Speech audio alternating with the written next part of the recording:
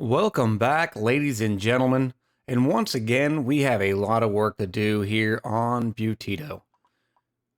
It seems like the grub is more efficient at transitioning spindly grubfruit plants to regular grubfruit plants. In fact, I only see a couple of spindlies left, which this presents a small problem. Most of all, we're about to have twice, almost 3 times as much food as that we actually need, which means we need to get better on food preservation. Right now, we're only rocking a couple of refrigerators,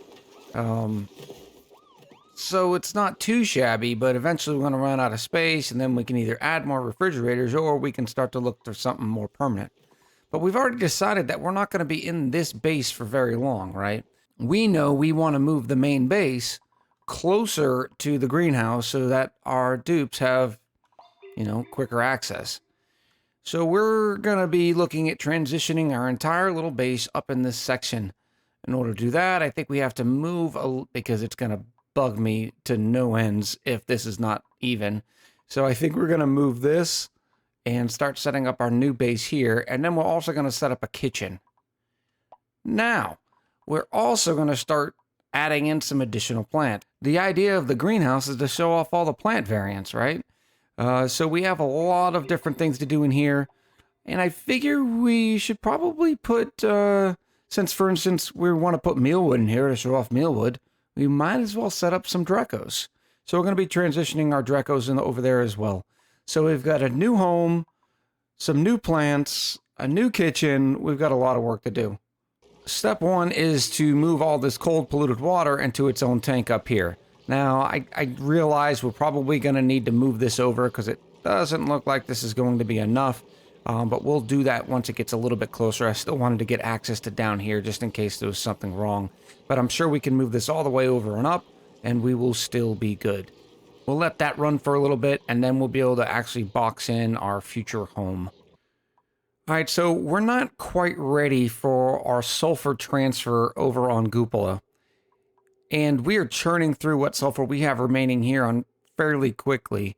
Now, I think we can probably reduce these by about half, considering it looks like the grubs and the sweetles are doing an excellent job. So I'm going to cull about half of these plants.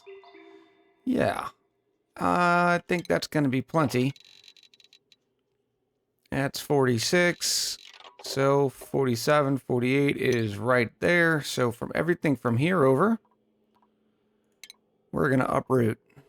Which, unfortunately, last I checked, you had to do this the slow way unless you just destroyed all the tiles. Unfortunately, with destroying the tiles, all the critters would fall, and then we have a mess, and then we'd have people stuck. So we'll just do it the slow way.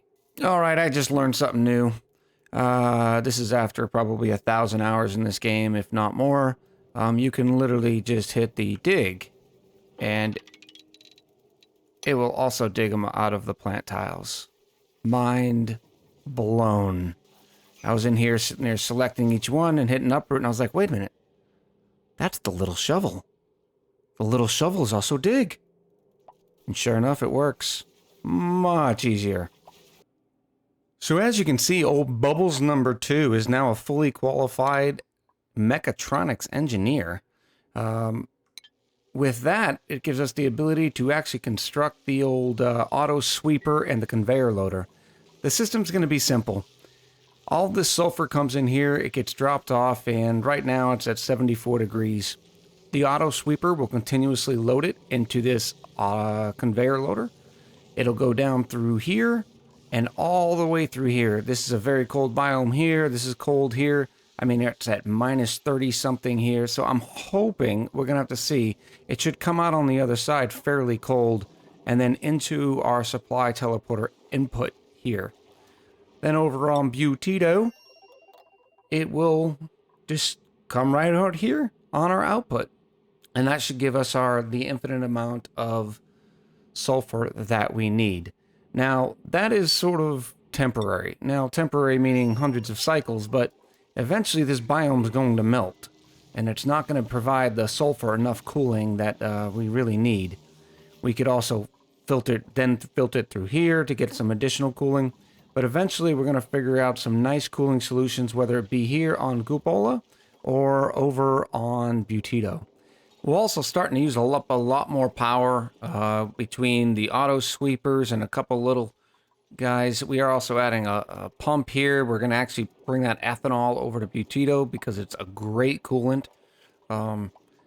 So with that, we're going to throw down a nice little solar panel right here. It'll be perfect.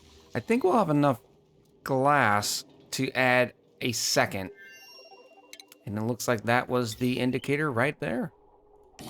So now we'll have 2 of those. Now it doesn't need to be, we don't have that big of a power requirement, so it can just be regular strand wire. But once that's all finished, we'll be able to take off the manual generator and probably just add another jumbo battery. We've also reset up our materials study terminal to grab some of the research that we need on the 3rd tier. And if you look, space is full of radiation. Not the most efficient, it's only 25 rads per cycle.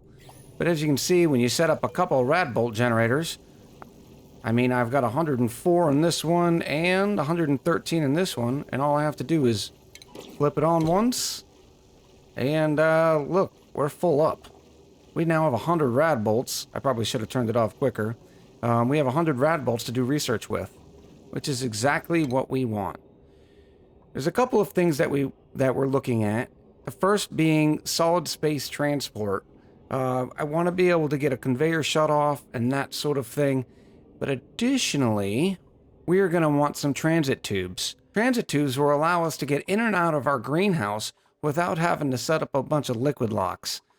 As you can see, we're doing a liquid lock here. We're going to set up some bomb lilies with some chlorine and a little bit of hydrogen and put some drecos in there. But I have to keep doing these little liquid locks. Well, if we had transit tubes set up, we could just zip in and out of here, and there would be no loss of... You wouldn't need the liquid lock because the tube would bring you in. So we're looking to do a little bit of that in the future as well. We'll keep pounding through the research as we go. In the meantime, it looks like we've done just about the best we're going to be able to do here. So we can get all of this mopped up. As you can see, we barely had enough room here for our little polluted water tank. Now we'll be able to clean all this up and start our new home. Bubbles, our wonderful mechatronics engineer, has now finished the conveyor rail system. So now all we have to go is here to our conveyor loader, find our beautiful sulfur, and select it. Beautiful. Now let's see what this is coming out at. Sulfur at 15 degrees right now. Comes out the other side at 11 degrees, so not too shabby. And here on beautiful Butito, our new sulfur is showing up. Now this is going to be a pain in the butt for a little bit because we do have the storage bin up there. So until that storage bin gets filled up, the dupes are going to keep coming by here and picking up a little bit at a time. Eventually they'll be able to stockpile and they'll be able to carry a lot more at one time. But our sulfur is now infinitely sustainable. I want to take a moment to highlight Ari, who starts off with a plus 17 tidying. I don't think I've ever seen a plus 17 on a starting dupe. Unfortunately, Ari is hurting for a lot of things. They're trypophobic, they're flatulent, and they're building impaired. So I don't think we'll be taking Ari, but it was at least worth the good look. In this instance, we're just going to take the beautiful copper and move on. What we have here is our completed Dreco ranch. So far, we've managed to fill this room completely with chlorine. We used some of the chlorine at the very bottom of the map, just piped it up here. And we've been collecting a little bit of the hydrogen coming off of our Rodriguez. As you can see here, we got 25 kilos of hydrogen waiting to go in. And that's why we've built this little canister emptier. And now we're just going to dump in just a little bit of hydrogen. The idea is being that this top row will be hydrogen. And then the next 3 rows will be the chlorine that the bomb lilies need to grow. We've also had to add a space heater for the time being to get our bomb lilies growing and to make it hot enough in here for a good environment. Eventually, we'll have a nice radiator system where we'll have hot pipes and cold pipes and be able to modify the temperature of each space individually, but for now, this will work well. I'm wondering, though, would this be better served somewhere else? It is 2 tiles wide, and I really like this little setup we have for our bomb lilies. And now you can see here, we have 1 canister of hydrogen going in, and this might be enough. I don't know. We might have to put another canister in, but we will see. So the new diagonal building mechanics have been really giving me a headache, so we're going to have to really cheat for this one. What we're going to do is we're going to put a smallest little drop of water there, deconstruct this, which should give us an access to this conveyor chute. While we're there, I cannot forget to put a gas pipe, so eventually we'll be able to cool this area down. But for right now, let's just put a little bit of water. Enable that auto bottle. All right, Nails has came, and he's got a bottle on his back. He's about to throw it on the bottle emptier. All right, that looks to be enough. Hopefully, this is going to be too much water, I'll bet. Because some of it's going to spill over. Which I might be fine, because we still might be able to mop it up in there. We will see. Now this should remain a vacuum, because this little bit of water is stopping it. There we go. Vacuum, vacuum. So now we'll have somebody get in there to mop that little bit of water up, and it should maintain its vacuum S. Oh, yes. And then we have the radiant pipe in there, so now we need probably insulated, right? Well, I tell you what, let's do... I don't want to have to run a risk of actually having to come back in here. So I think the pipe's probably going to go up and around like this. So why don't we just bring it in like this way? That should work. Insulated gas pipe, and then we will remove this one and put the let's put a gold. Yeah, gold should be fine.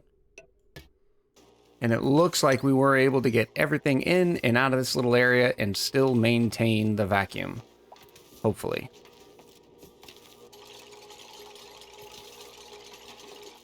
I'll feel more confidence once it's all closed up and the vacuum's still maintained.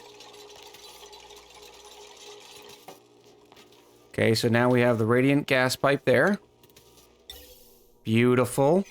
And we still have a vacuum, so let's hurry up and put our insulated tile back. And that should do it. So our wonderful slicksters have done their job, and unfortunately, this will be the end of the road for them. They've pretty much gotten all the carbon dioxide in here, and as you can see, it's pretty much just chlorine left. The only solution I would have is to run a bunch of coal power plants flat out to feed them, but really is not worth that. All said and done, the effort was worth 710 kilos of oil, plus whatever's in here. So not too shabby, you know, a ton of oil for just a little bit of work. And now, unfortunately, the slicksters are gonna die of starvation. We will delete this incubator so we don't bring more slickster babies into the world. So there is that. So here's our little cooling system. We have a thermo-aqua tuner and a thermoregulator. The thermoregulator is going to sit down here and just cool this one little spot for our food.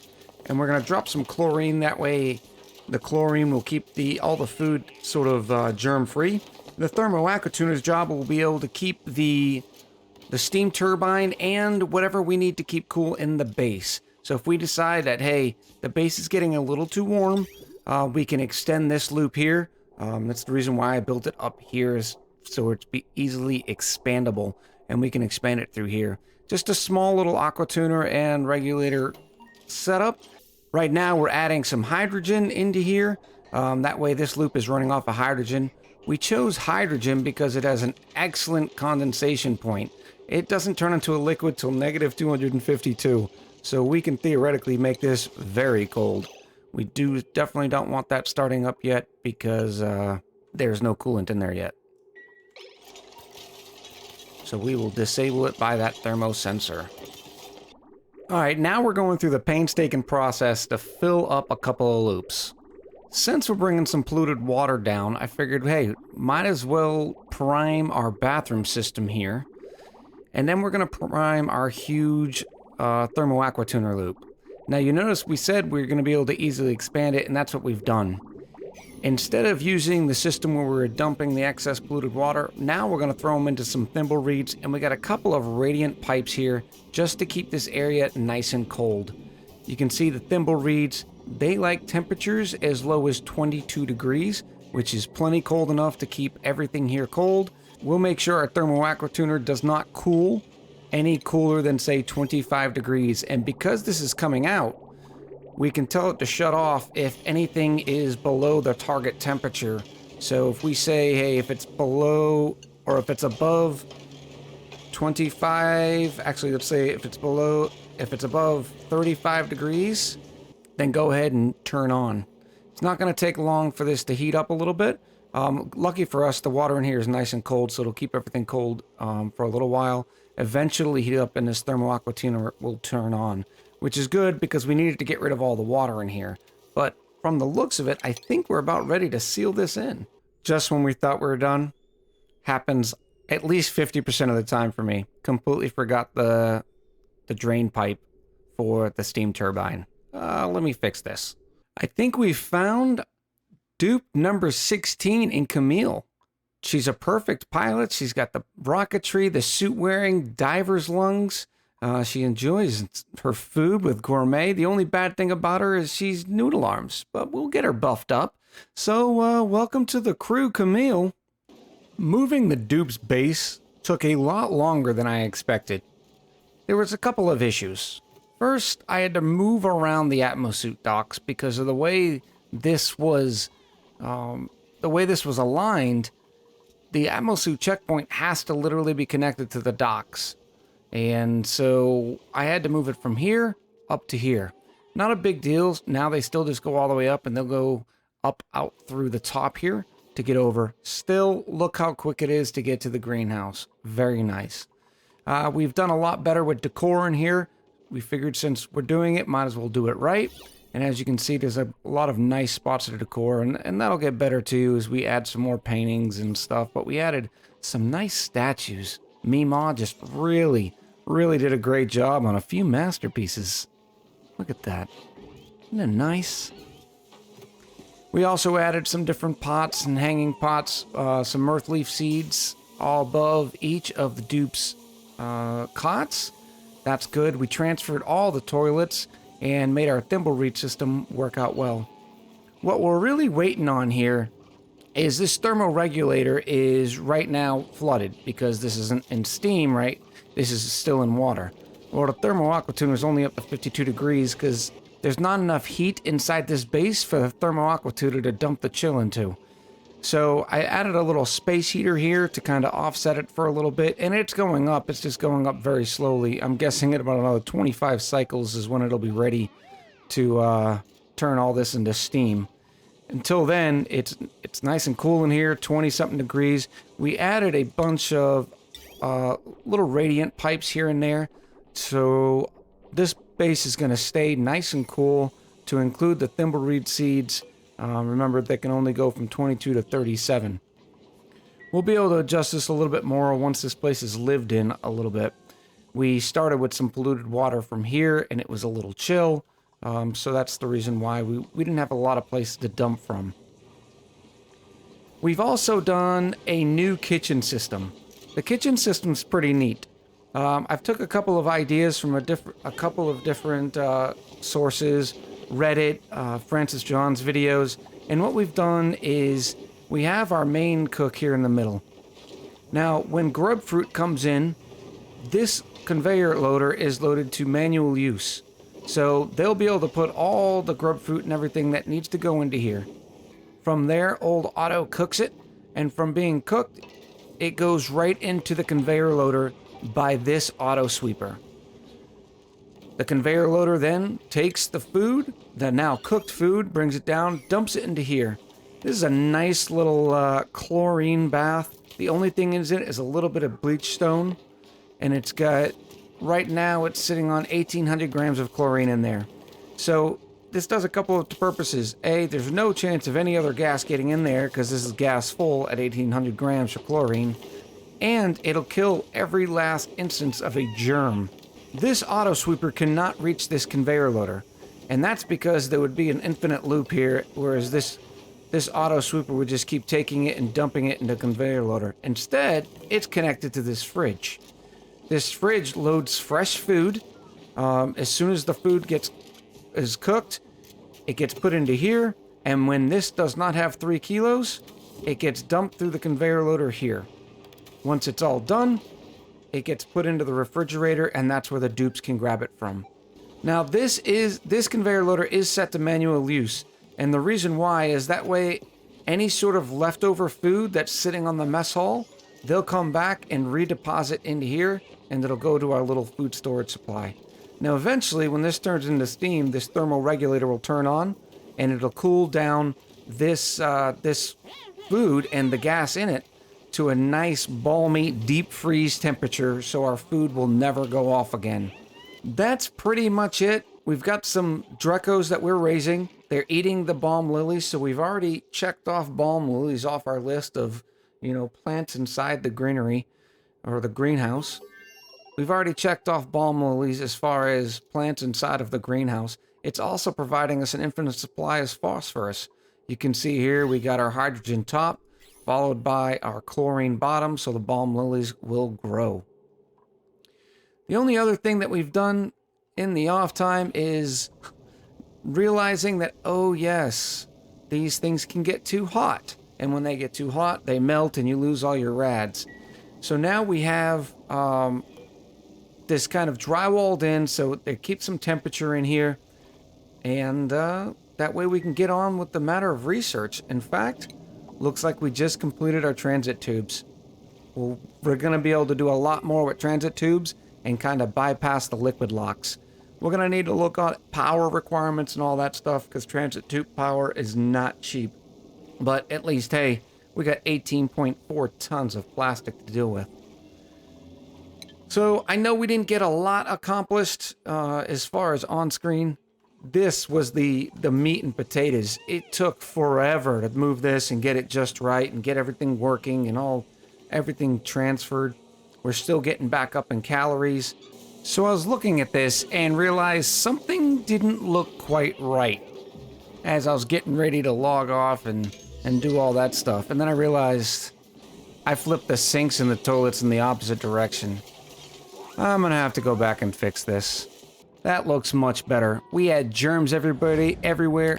We had germs everywhere. Everybody had food poisoning. It was ridiculous. And with that, I hope you had a good time. I know I did. Talk to you soon.